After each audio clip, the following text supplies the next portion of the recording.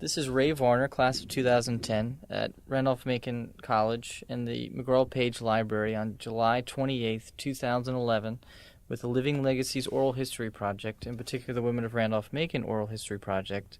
The interviewee for today is Susan Hogg, known as Susan Quinn, at her time here at Randolph-Macon, class of 1980. Also here is Kim Dutton, representing the library, class of 2011, and Claire Stevens and Jane Duggan from the development office. All right, Susan. First question. So hello. Hello. So where did you grow up? I grew up in Hampton, Virginia, down on the peninsula. So family's still there, and this was close to home to be able to not have to travel too far. And that was my beginning. So how did you first hear about Randolph-Macon College? I have a good friend who graduated from here.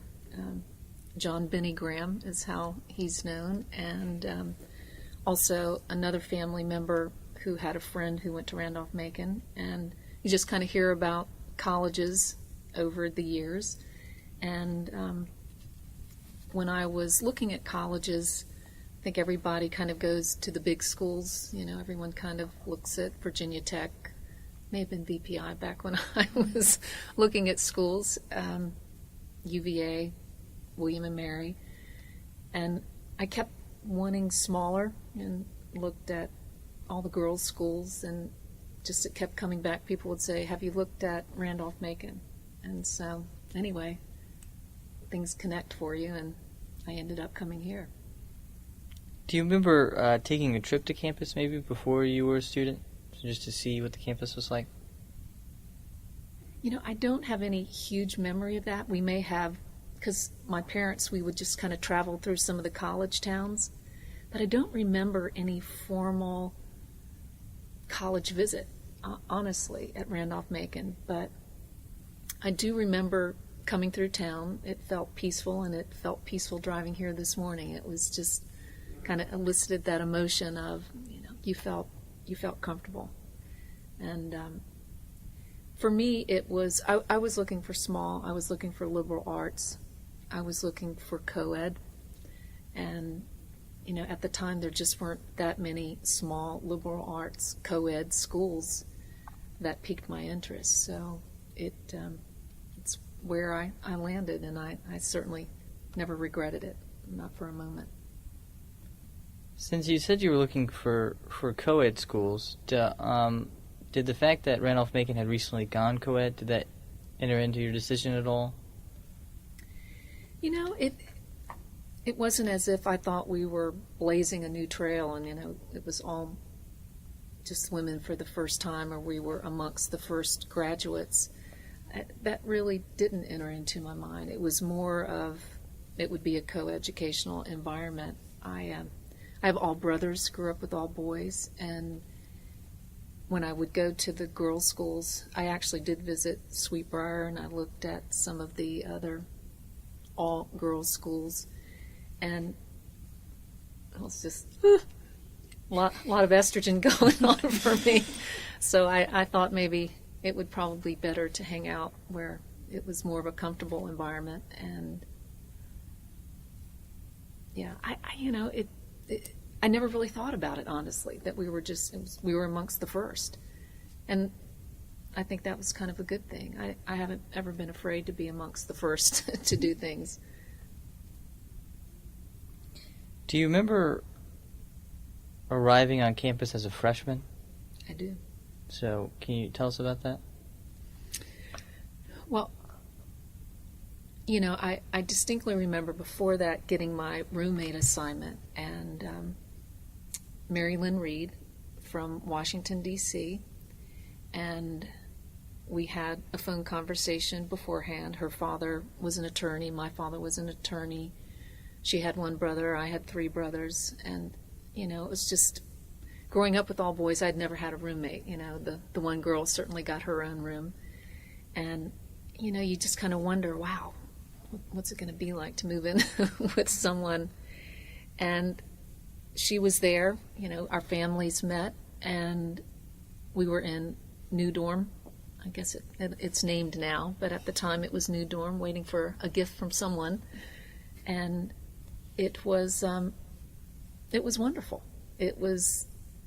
She made me feel at home, and we actually roomed together the whole time I was at Randolph-Macon. So move-in was calm, and I felt like I had arrived at the right place. They had lots of wonderful orientations. At the time, we could drink. It was all legal back then.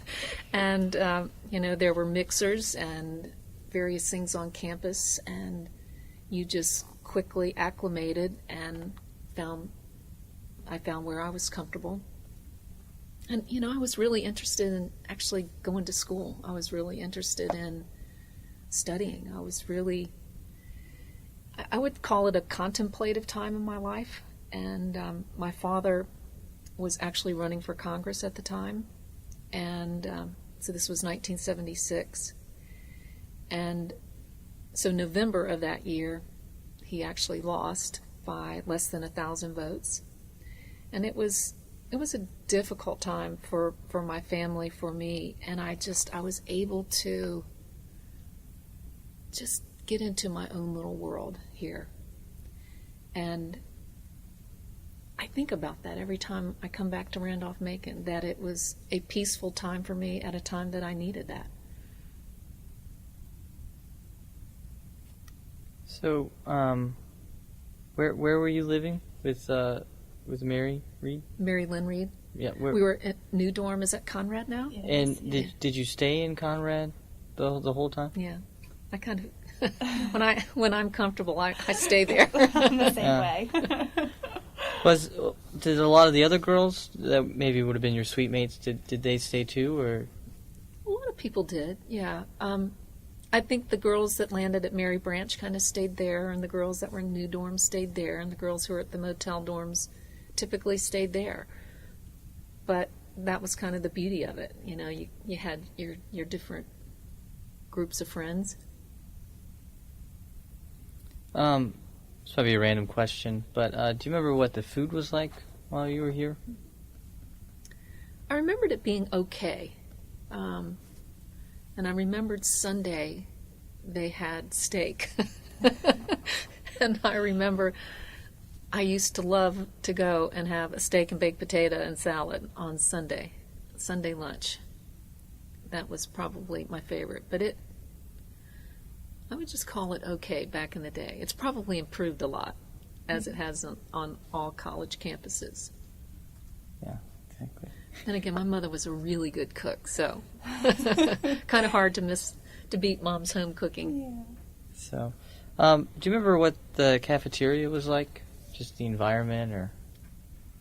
Where was the cafeteria? Yeah. Well, from New Dorm, you would just take a left, and it was the teeny little building on your right before you got to the field. So, and I haven't been back in so many years, I don't even know where it is now. It's now right behind the campus center. There's that whole dining hall called Estes Dining Hall. I think where you were referring is now a weight room, I believe. Okay. Yeah, it was teeny tiny. What I remember are the wonderful, and primarily women, that served the food. You would come in and you felt like, they knew your name. They would talk to you. They were just precious. And being in a small school, there was always someone that you knew. And if you went over there by yourself, you could, if you wanted to, certainly sit down and have a friendly meal with someone. So I don't have tons of memories of it, other than it certainly satisfied my needs. I didn't gain the freshman 15, but it sustained me. Can you tell us a little bit about your social life? Which activities you did, or what you did in your spare time? I'm going to answer that by first saying that when I was in high school, I was in everything. I was a cheerleader. I was president of this, and I was in so many things. when I came to Randolph-Macon, I really didn't want to do that. And I think where I was in my life, it was just I wanted to study, I wanted to read, I wanted to write. So I think socially I was a little bit quiet, and I was appointed to a judicial council towards the end of my years at Randolph-Macon, and so it was, if someone had an honor violation, it would come to us.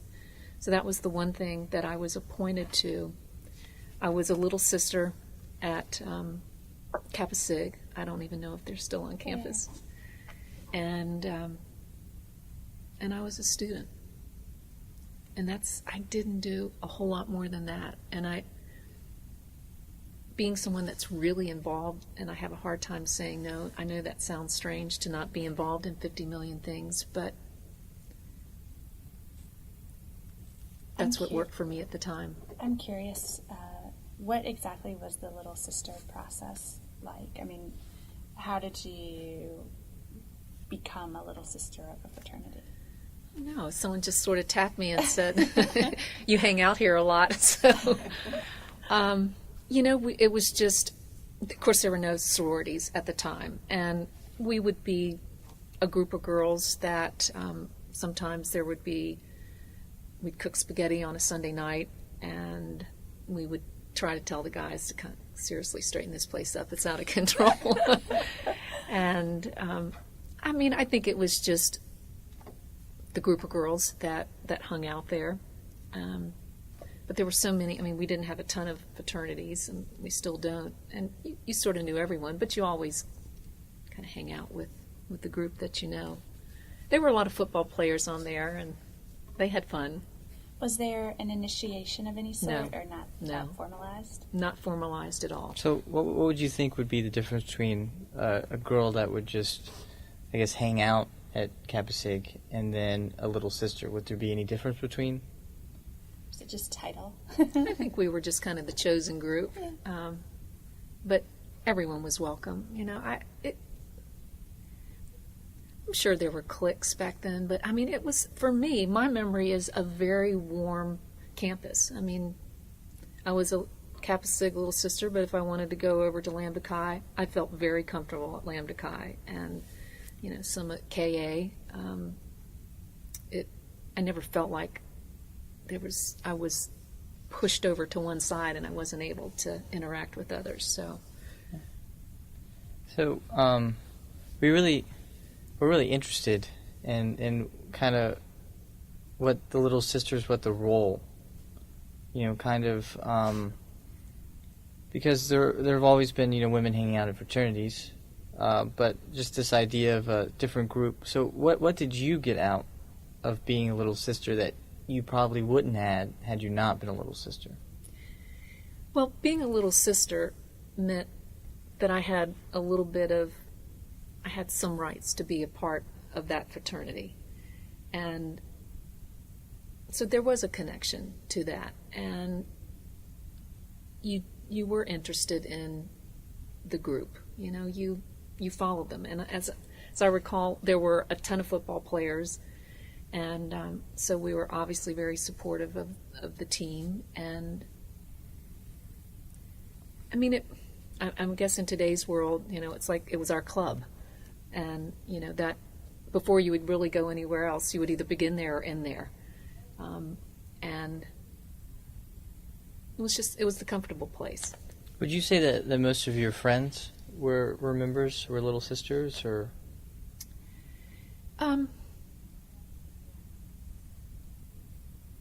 I wouldn't say that at all. I had a wide group of friends. There were a few that were little sisters, but Mary Lynn was not. She was certainly one of my best friends, and she was not a little sister. I also had really good friends at Lambda Chi, and I don't even remember if they had little sisters. Yeah, some of the fraternities did and some didn't. So I don't remember them having it, but I spent probably equal amount of time with both of those, and dated at the time my husband, who was at Richmond. So he he felt very comfortable coming back and forth to those fraternities. I know there was, I guess it's a good point to talk about that now, is the visitation policies. So when you were on campus, imagine there were still visitation policies? There were. I don't think anybody monitored it too much. But, I guess I remember it more my freshman year. There were, guys couldn't come in at certain times, and there were hall phones, phones in the room, and I lived up on the 3rd floor most of my time at Randolph-Macon. First floor my first year, and then we were on the 3rd floor the rest of the time. But I don't remember having to check in with anyone, honestly. Mm-hmm. If they did, I went to another door, I guess.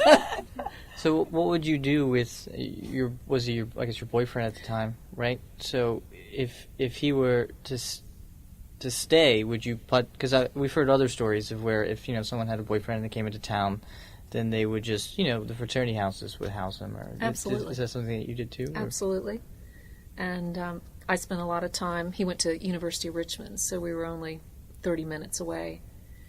And when I went there, I stayed on the West Hampton campus. At that time, it was two separate. The guys were on one side of the lake, the girls on the other. So it was definitely a little bit stricter, I'm sure, than maybe it is today. Yeah. So you mentioned that you were part of the judicial board.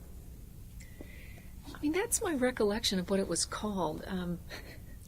Isn't that pathetic? I'd have to look and see. But we handled honor violations, and people that were caught cheating would come before this board. And it was I was honored to be a part of that. And it's never easy to be in a situation that you're judging your peers, but it's an important thing to not cheat your way through school. What would you say? So when students would get in trouble, and I guess they would send to was it normally a cheating violation, or was I think there was a behavioral. If it was somebody rowdy at a fraternity party, that was one group, but this was for honor violations. And I don't think we had a lot, but we did have a couple of cases when I was here. And if somebody is caught cheating, then there are consequences for that. Exactly. So do you remember the big, social events of the year? What would you say were some of the bigger ones? Well, the Camptown races shouldn't have been the first thing I said. I have really fond memories of that, and we would be out on the quad between the new dorms, the guy and the girl dorms in Mary Branch, and the bluegrass music and the kegs of beer and the blankets out on the grass and people dancing and eating, and it was fun. It was great fun. Certainly the Hampden-Sydney rivalry, and we had blood drives and probably all the things that still take place now. And would you travel to Hampden-Sydney for the away games? Oh yeah. So wherever it was, if it was here, we'd enjoy it here, or we'd all caravan and head to Hampden-Sydney. So definitely have great memories of that.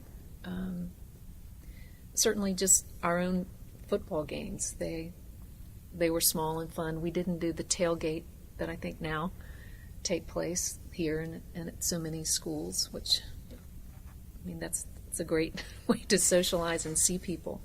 But we did our own version of it, and those are the main things. When you went to football games as a woman, did you normally dress up for them, or what was? Yeah. Do you remember doing that? Dressed up, I would say yes. I think everyone dressed up a little bit more back then. Okay, so it wasn't, you didn't wear jerseys or anything like that, I imagine. No. I don't recall that. Yeah, exactly. So, Camptown races, there were no actual races by That's the correct. time that, all right, just making sure. So I guess when you came in as a freshman was in '76. Yes. So at that time they didn't have races either, I guess. I don't remember. I never went to a race. You never went to. Okay.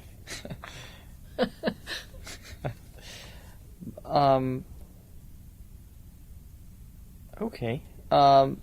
So you talked a little bit earlier about your close friendship with your roommate with Mary Reed. Were there? Oh, sorry. Yeah, she's got a double name, Mary Mary- Lynn. Oh, sorry. I keep. That's okay. So who were some of the other women that you were close with, or maybe the men too? What were your, Well, Mary Lynn certainly is at the top of the list, and we still have communications today. In fact, I called her last weekend. Haven't heard back from her, but she's an attorney up in the D.C. area, and I was in her wedding. She was in my wedding, so we've had a long, wonderful friendship. Nancy Williams, she's now Nancy Christofac, and she married Bobby Christofac, who was also a graduate from Randolph-Macon. We were both political science majors, and we both thought we wanted to go to law school, and neither one of us ended up going to law school. Bobby's a very successful person in the insurance industry here in town, and Nancy has been a full-time stay-at-home mom with all of her kids, but still stay in touch with them a little bit, not as much. Parker Arthur, who was a Lambda Chi out of Roanoke, he just a great guy. We were kind of known as Parker's Angels back in the day. I mean, he would just called him PA. He would hang out with us a lot. I would say I had a lot of guy friends too. Just really, really nice guys. So my brain is like drawing a complete blank. There, Leslie Cortez. She married Larry. Leslie Davis, I think, is her maiden name. A lot of people met here and married, but they. In fact, I just saw them at a University of Richmond football game last fall, and it was like we had left campus 3 years ago. We just picked up right where we left off, and where her kids, everyone's kind of grown and gone now out of college, but I felt like they looked identical to how they looked in college. Larry was a football player, and I think what's interesting for me, you get out of school, you get married, you have your families, and you get sucked into this vortex of living. And then your kids are grown, and then all of a sudden it's like, whoa, there's a world out there still. And what's neat is to be able to make the connections back to the school. And I know that people have probably done it much more successfully than I have over the years, but it is fun, and I look forward to continuing to do that. Would you say? It seems like your friends came from, there was no real one circle where your friends were. They were pretty I'd much. say that's kind of who I am. Yeah. So, kind of switching to academics now. So you, I guess you mentioned you were a political science major. So did you come in thinking that you wanted to be a political science major? I thought so. My father was an attorney, and my mother was a stay-at-home mom. I thought his life seemed a whole lot more interesting than her life, so I wanted to move in that direction. He was with a small law firm in Hampton and was involved in politics, so he was involved in both. He was a judge at one point.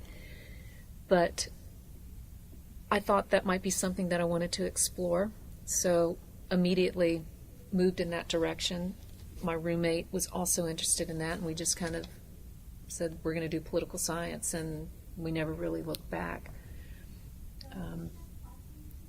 I would say, can't remember if it was after my sophomore or junior year, I did an internship at a law firm and decided that maybe that isn't what I wanted to do. And to this day, internships are really important. My firm, I believe in them. We've had interns every single year since my company has been in existence.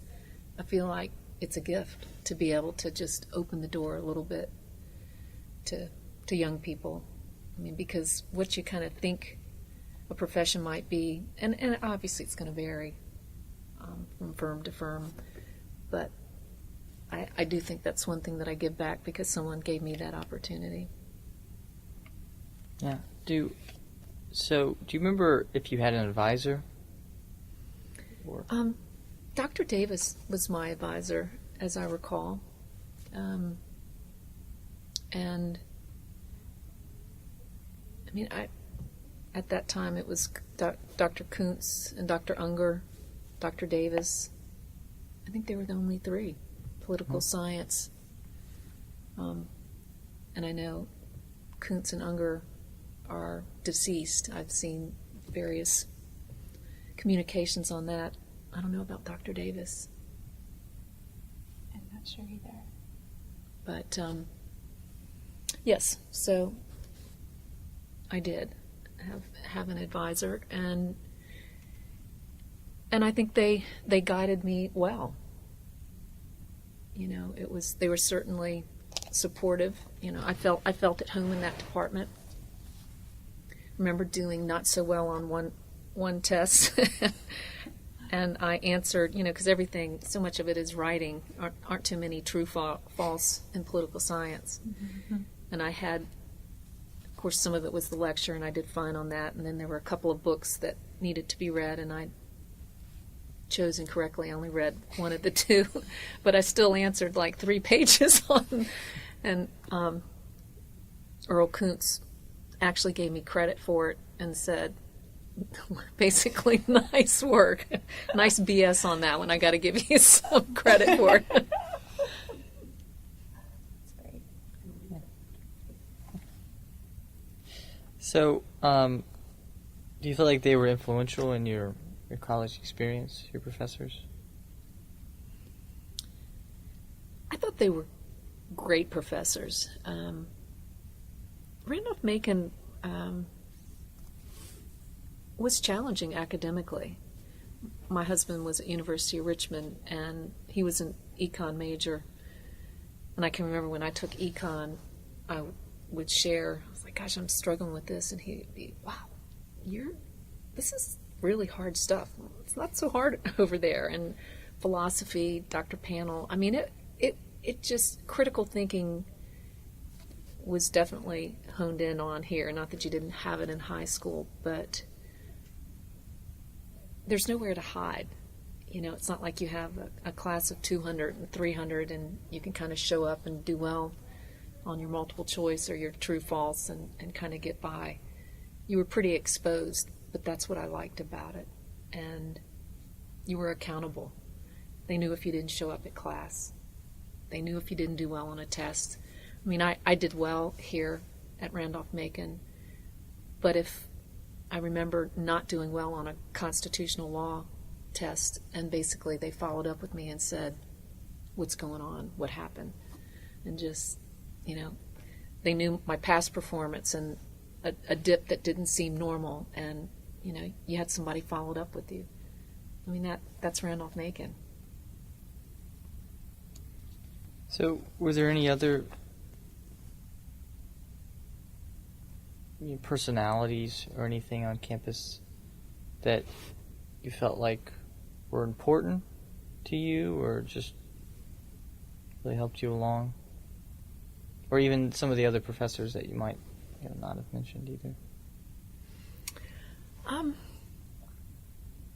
I loved my English professors, and I feel like and I do a fair amount of writing. I certainly do a lot of editing in my profession now. I'd love to continue taking classes, actually, and continue to write well, but the English department was very strong, and I enjoyed that a lot. I took Latin. I loved that classics department, and they did some interesting things. I mean, there wasn't a class here that I didn't enjoy. I think the professors, even if it was a subject that may not have been the most interesting, just in the small environment, and And maybe that's just a prerequisite to being in a small school, that you make it interesting and fun.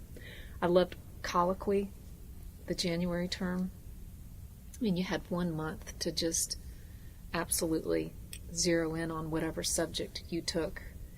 And it's just such a perfect thing in the cold month of January, just coming back from the holidays. And it was just such a neat time. I loved it. And which is the one that you remember the most? Well, I remember doing independent study. I was a legislative assistant for Delegate Stanley Walker, I think. Maybe he was a senator. And I would drive every day to the Capitol. And then I had to write about my experience. So that wasn't a class, but, I went and talked to the professors and said, this is something, I'd like to do. Is this an option? And so they encouraged independent study. I definitely remember that. I remember taking a class on India, and that really opened my eyes to that country. And to this day, I think about that class when I hear about India, and there were so many ways to, if that was some people come and they want to play, but I treasure that's kind of where I was in my life, because I came here and I studied. And I could have gone to law school, but, there was a fork in the road and I went in another direction. And I've never really looked back on that. So what did you do after graduation?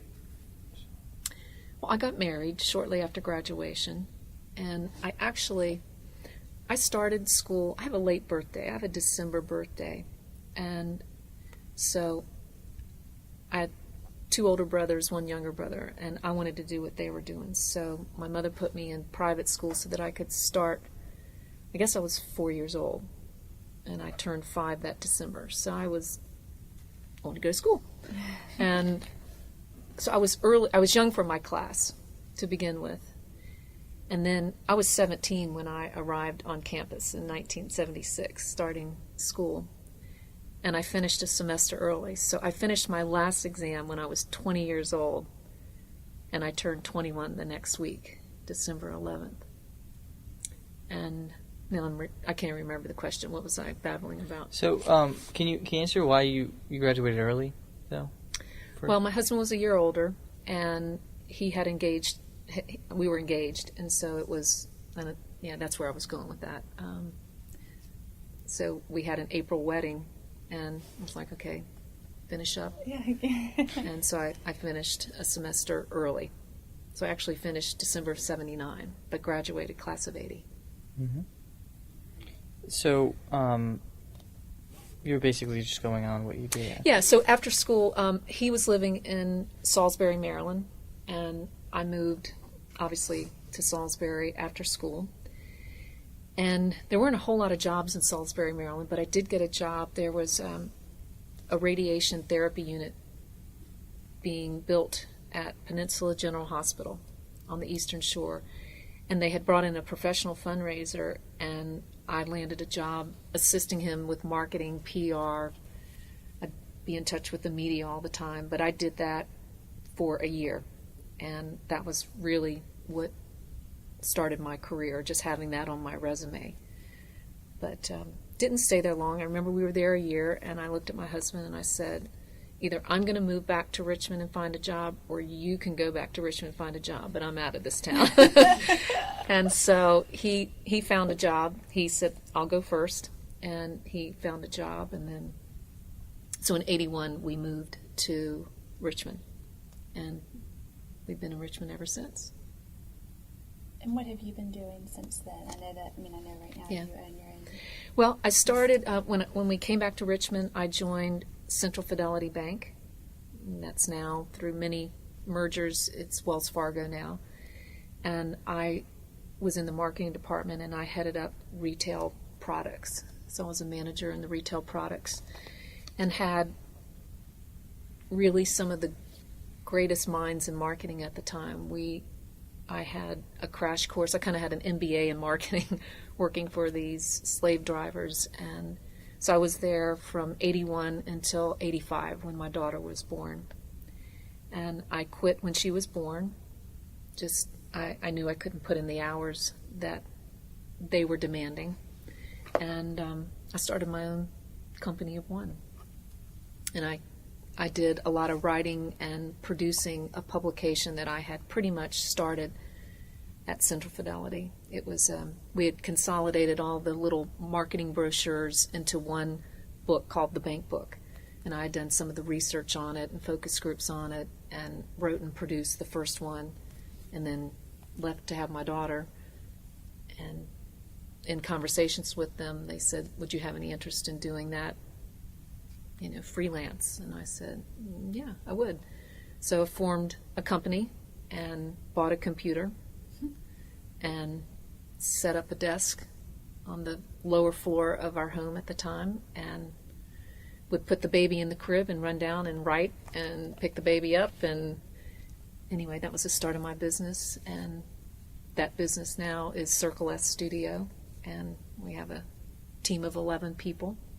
And we have national clients. And, it started with literally a little computer in the basement of our house. Do you still have that computer? I don't. I should have kept it. Yeah.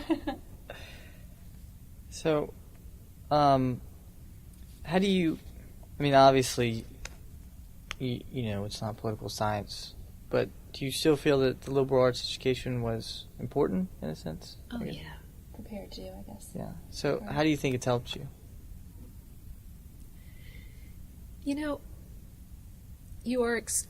You can be exposed to really any subject matter in a liberal arts education. And I feel like liberal arts is about critical thinking.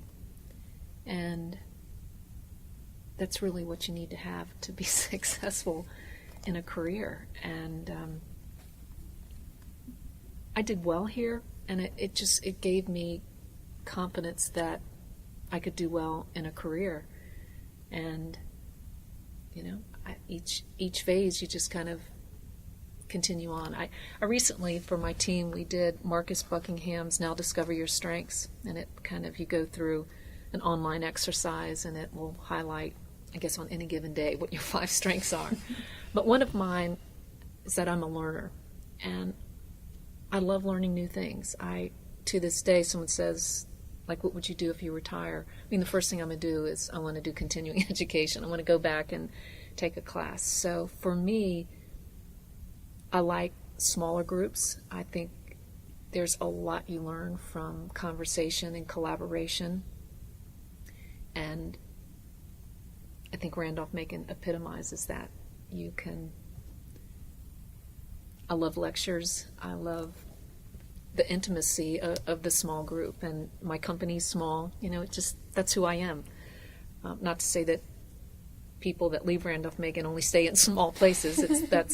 That was just what's been important to me. I don't really want to grow a company of 500, 1,000, but I think I got certainly the skills to allow that first leap, no question. So, how would you say, you mentioned a little bit earlier, people fall into life or whatever, but how have you stayed in contact with the college since you've graduated? Well, communication is a two-way street, and I don't think I did a great job other than stroking a small check over the years. But I don't think Randolph-Macon at the time necessarily did such a great job either. I think in the last 5 years that has changed and it has improved. And for the first time, a member of the alumni group reached out to me. I've been living in Richmond since 1981 and said, hey, I want to take you to lunch. And we sat down and we had lunch, and why don't you come back to campus? There's so much going on. So I've been much more involved in it. I mean, a teeny bit. I will continue to be involved because I love Randolph-Macon. It's definitely been an important part of my life, and I can give back now where I couldn't, managing a company and juggling 2 kids and everything else that happens. But I would say I have come back to football games and to a reunion, and I do the Macon Connections, which is a group of women. Jane is great in staying in touch with me. You know, I'm a type person. Unfortunately, sometimes I wait for someone to contact me. I'd love for you to be on this board. I'd love for you to do this. And that's maybe not the best way to do it. I mean, if there's something I want, believe me, I go after it, and I decide it, and it happens. But I also want to know my way around and where I want to spend my time. I don't just plop in anywhere and do it. So I'm kind of exploring it again to see where the best fit is, that where I can give back and where it's authentic for me and where it can make a difference. And but I'm proud of the school right now. I think there are a lot of really positive things happening, and not every school needs to be huge, and not every school needs to, you know, have this unbelievable campus. I mean, the differentiators here are, it's in Ashland, and it's not a sleepy town, but the quietness appeals to people. So I mean, it's just honoring what makes this place unique. And I think the current president, I think the team that's surrounding him, everyone is on board with that. And I think great things happen when you're comfortable with who you are. And I think this school is getting comfortable. And I think great things can happen. If say you were meeting a freshman, the entering freshman now at school, and you could give them any advice, you know, from your time here at Randolph-Macon and your experience, you know, afterwards, what advice would you give that entering freshman? I would tell them, while it may be the best 4-year vacation of your life, just throw yourself into the academics, and every single day make sure you're learning something new, and make sure every single day you're being authentic to what's important to you. I mean, it's really about finding, you know, the core of what gets you excited.